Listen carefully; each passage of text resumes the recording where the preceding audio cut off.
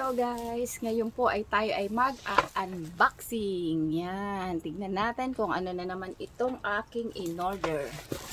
Kagabi lang to pero bakit ang bilis? Tignan natin. Masikip na yung bahay ko pero wala pa rin akong tigil. Kakabili ng kung ano-anong bubot. Nakita ko lang to sa pamangking ko. O, charan. Ang mura eh. Kaya in-order ko na. Kasi yung dati kong in-order na lamesa, ito ang nangyari. Charan! Putol agad. Ang mahal pa naman ang order ko dito. Ang mahal ng bili ko. 600. Tapos ilang araw lang. Sira na.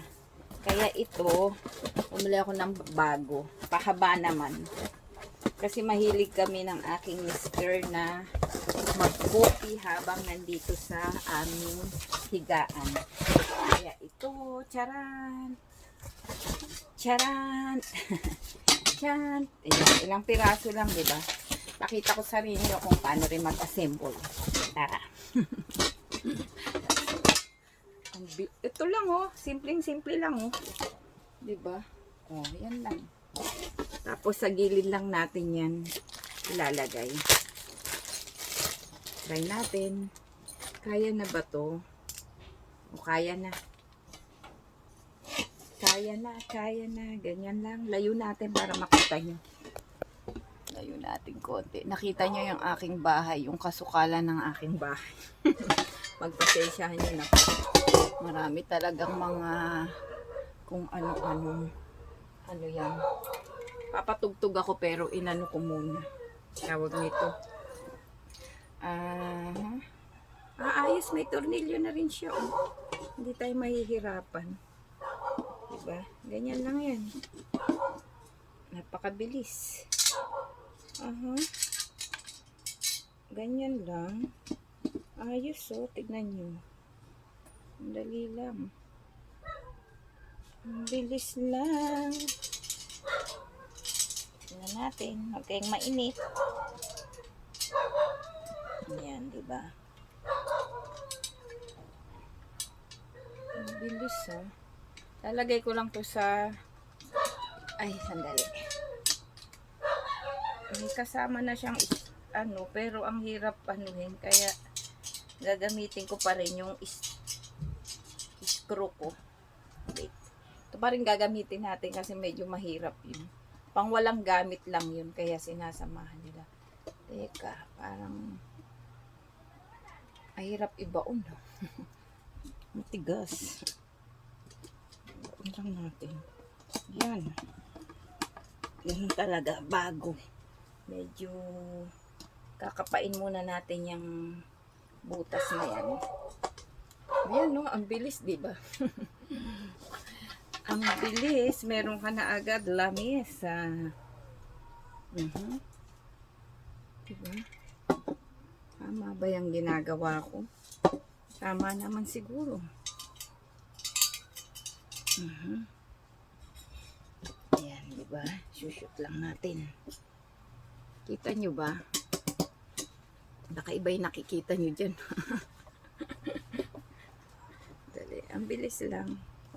Usod natin para makita nyo.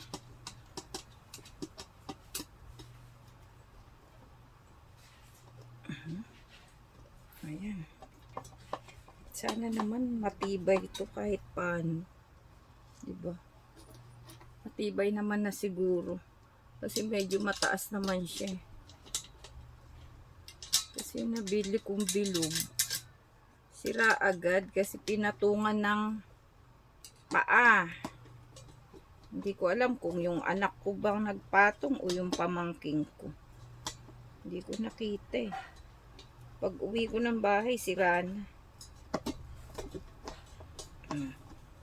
Ganyan. Ganyan lang kasimple. Simple pero tapos meron pa ditong maliit. Yan. Kaya ganyan lang natin yan, diba? Yan lang. Ipoporma ko muna. Para hindi tayo mahirapan. Pag forma muna na Suot muna natin sa butas. Yan. Para hindi tayo mahirapan, tsaka natin, yan, ikot-ikot. Diba? Amin ko na rin tong isa. Lagay na rin natin. Tapos, lagay na rin natin tong isa.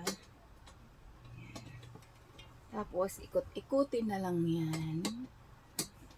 Ganyan, di ba? O, di ba? Ang bilis. Alam nyo, mura lang to. 100 lang mahigit to. Di ba? Kaya natuwa ako. Nakita ko sa pamangking ko to. Kaya sabi ko, bigay mo nga sa akin yung link.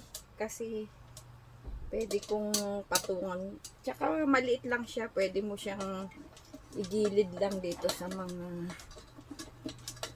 corner ng bahay mo. Pwede mo siya kahit saan isiksik. Di ba? Pwede mo rin siyang patungan ng halaman kung gusto mo. Pwede rin coffee table. Charan! Di ba? Ganda. Simple lang. O, di ba? Charan! O, pwede na. O, di ba?